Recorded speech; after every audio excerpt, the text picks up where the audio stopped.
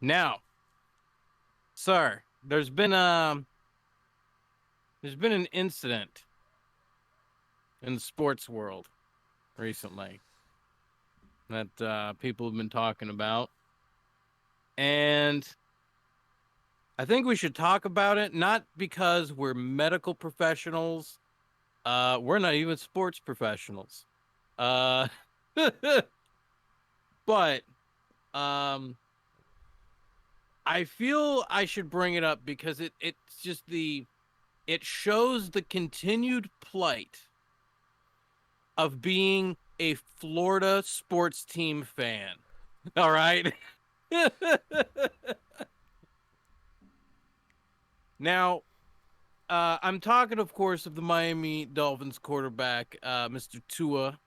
Here, as they've been calling him, Tua. I'm not even going to try to pronounce.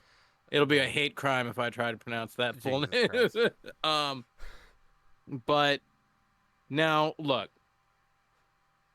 for someone who spent the majority of their life in South Florida, and I've been to Dolphins games, and I'm very much I'm an hour and like 12 minutes away from Miami. Now, of course, we had Dan Marino and that one fucking that miraculous season.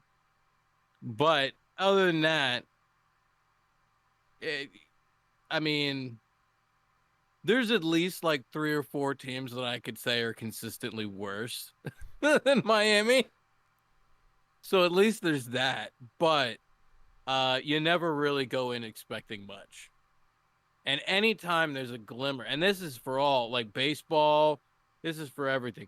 I think basketball probably gets a little bit more of a leeway because basketball, we got some talent from time to time, but even still,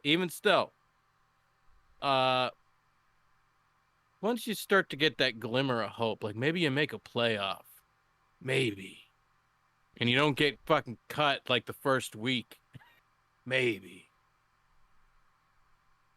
All of a sudden, uh, there it is. There's that South Florida fucking charm right there. And then, oh no, we suck again. And I'm not gonna lie. I started watching now. The Miami games are all over every fucking TV down here. And I was just like, hey, they won their first game of the season. That's good. And then I was just like, but I didn't watch it. I just noticed that they won the first game. Second game, I didn't watch it. But I saw that they fucking won it. Third game, they were down by 3 touchdowns. Fourth quarter, fucking comes out like a fucking Aaron Rodgers fucking pimp. 4 touchdowns in the last quarter. Wins the game. That's unheard of. That's Aaron Rodgers shit. That I loved that. That was I think that was 2018, 2019. Or he fucking in the first quarter, Aaron Rodgers got fucking hit or something and he got all sorts of fucked up and they had to put him on a cart and drive him off the field. Comes back the fourth quarter, fucking gets 3 touchdowns back to back to back and wins the game. Fucking limps out. He's like, not on my fucking watch. You sons of bitches. Yeah, yeah. That's exactly what Tua did. Not on my watch, you sons of bitches. Um, it got my attention. It got my attention, and I was excited. I was excited for once. I was like, I don't want to say anything, but something's happening here. But then I saw on the one game the first time that it happened when he got shoved and he kind of fell back and he stood up and fucking did like the whole whoa, his little shimmy shuffle and fell back down. And then the other dude had to fucking hold him up. I was like, oh no. But it was all right. It was all right. There was 2 minutes left in the second quarter. They took him out. They had somebody do a play or two, and then they had all at halftime. They put him back. Fucking wins. I think that was the one where he got all the touchdowns at the end. Actually, if I'm not mistaken. I think so, Um, yeah. but then they Could had be the next week. yeah, But then it was a short week because they played Sunday, but then they had to be there for Thursday night, and that's when all shit fucking went crazy, and he got sacked and thrown down, and he started fucking throwing up gang signs. Um, so it was bad. It was bad. That was scary. I didn't. That was a medical condition that I didn't know could happen. But once I like saw it happen, I'm like, that totally makes sense that would be something that would fucking happen. Um, and it was very fucking scary. I was just like, oh shit. And like I started telling my wife, I was like, if like 10, 20 years, and now that I'm like 10, 15 years from now, he does some crazy shit. Remember tonight, you know? And it was just like, Jesus. But he was down for like 10 minutes. And there's been a lot of things said, but god damn it. The most important question, what the fuck is up with that offensive line? Why are they not fucking protecting him? Uh, may I step in on this, sir? As a Jets fan who hasn't had an offensive line since the 1968 Super Bowl, also we're playing y'all next week. Um, yeah, they don't protect the quarterback worth the shit, and then he gets concussed on Sunday and gets really fucking concussed on Thursday. Bad. You know those commercials that are going around. Well, you don't live up here anymore, but there's a lot of. If you lived on Camp Lejeune from 1965 to Oh no, yeah, 1995, I've been seeing all those commercials, yeah. okay. There's going to be one for Tua in about 20 years. Did you ever play in the NFL under the Miami Dolphins from the year 2021 to 2023? You may be entitled to compensation because they let your fucking brain get scrambled on the field twice in a single week. What the fuck, man? Well, so Allegedly. here's the thing. Somebody got fired for this shit. All right. So I do know that. Yes. Like, but here's the thing. Now, some may say that this is victim blaming, and I'm not trying to do that.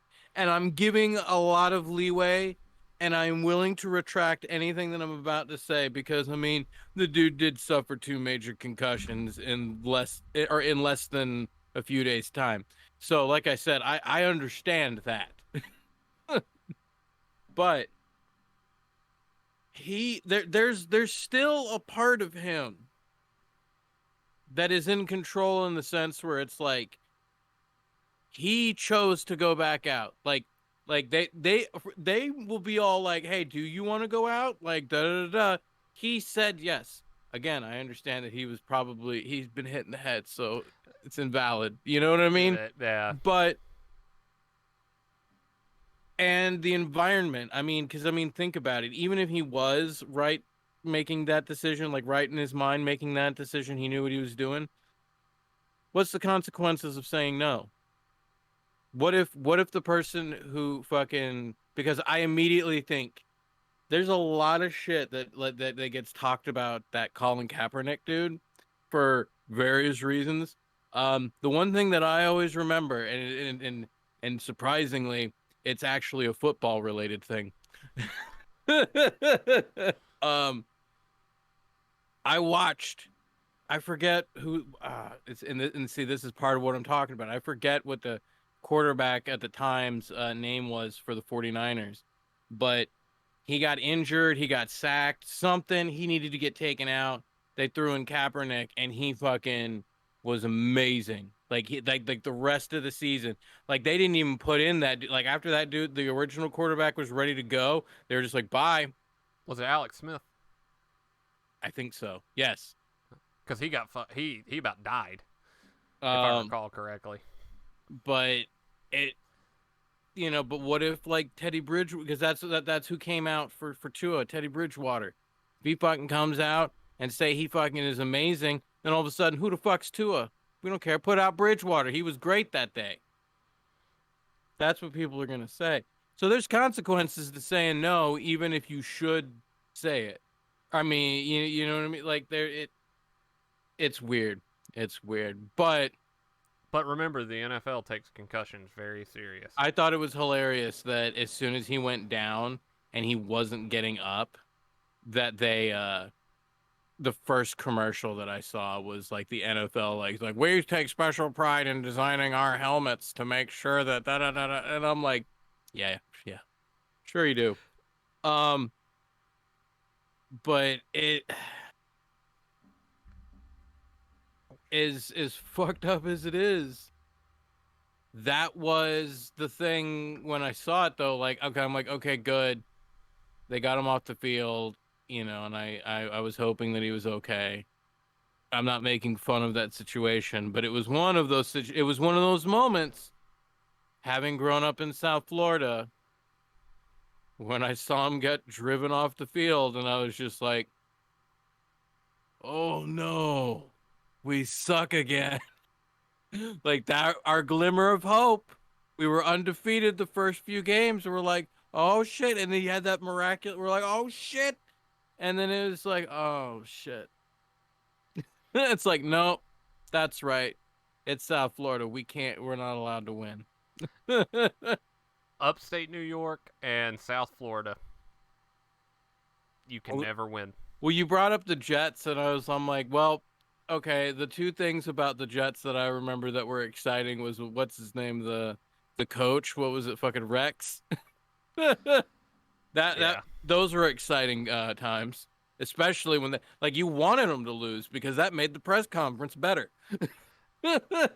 And then for 2 years in a row, we made it to the AFC Championship game, knocked out teams that were way better than us. Now, were those that's gonna bring up the second thing. Were those years that was that when Geno Smith was there? That was Mark Sanchez years. Sanchez. Okay. That doesn't hurt us quite as bad because Geno I is forgot doing. all about him. Well, I forgot that he was a person.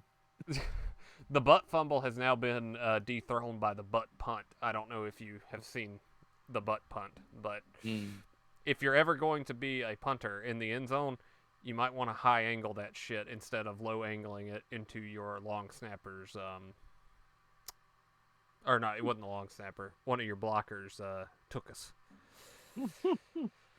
But I remember when Geno Smith got over to the Jets, and I was like, "Hey, that's a thing." I mean, it didn't end up being a thing, but at the time, I was like, "Hey, this might be a thing," because I watched him when he was in West Virginia. So the only time he sucked really was when that team was protesting. So he was playing bad on purpose. So Okay, that's fair. yeah. Well, now if you play fantasy football, may I recommend picking up Geno Smith for your fantasy league? He's doing great in Seattle. Because guess who had Tua as their starting quarterback? Hot damn. Well, Yeah.